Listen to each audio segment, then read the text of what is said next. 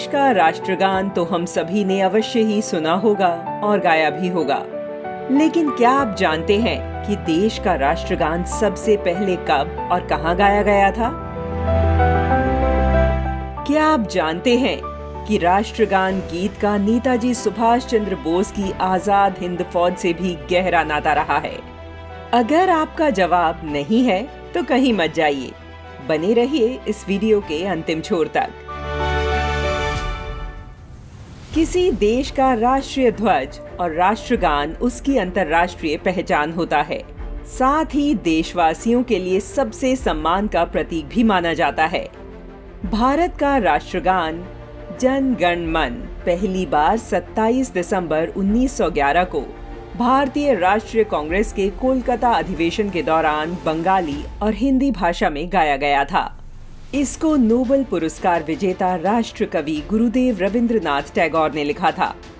24 जनवरी 1950 को स्वतंत्र भारत की संविधान सभा ने इसे अपना राष्ट्रगान घोषित किया। राष्ट्रगान का पहली बार प्रकाशन 1912 में तत्वबोधिनी नामक पत्रिका में हुआ था, जिसका शीर्षक था भारत विधाता।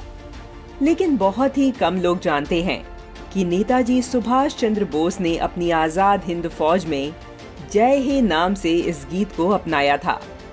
11 सितंबर 1942 को जन गण मन को पहली बार जर्मनी के हैम्बर्ग के होटल अटलांटिक में राष्ट्रगान के रूप में बजाया गया था।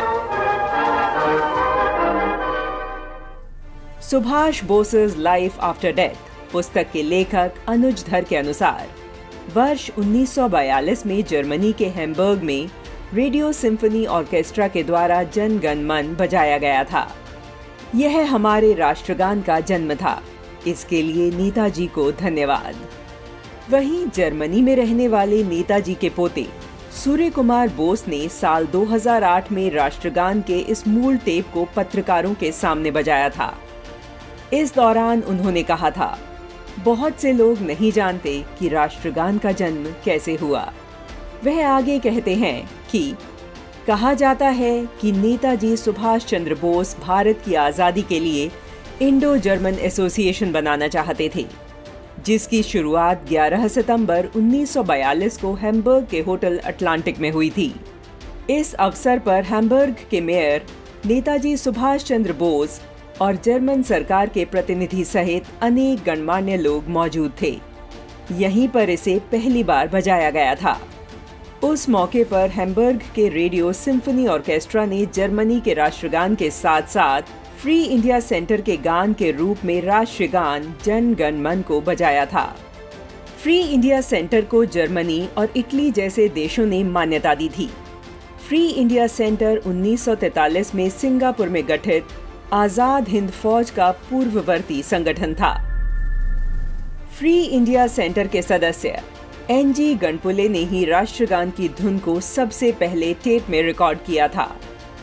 गणपुले की मृत्यु के बाद टेप को ऑल इंडिया रेडियो को सौंप दिया गया था। ऑल इंडिया रेडियो द्वारा इसे वर्ष 1980 में निर्वासन में जन्मे राष्ट्रगान नामक कार्यक्रम में प्रसारित किया गया था। नेताजी सुभाष चंद्र बोस और उनकी आजाद हिंद फौज के प्रत्येक जवान के लिए यह गीत अपने देश के प्रति प्रेम और आजादी की लड़ाई में उनके उत्साह का प्रतीक था।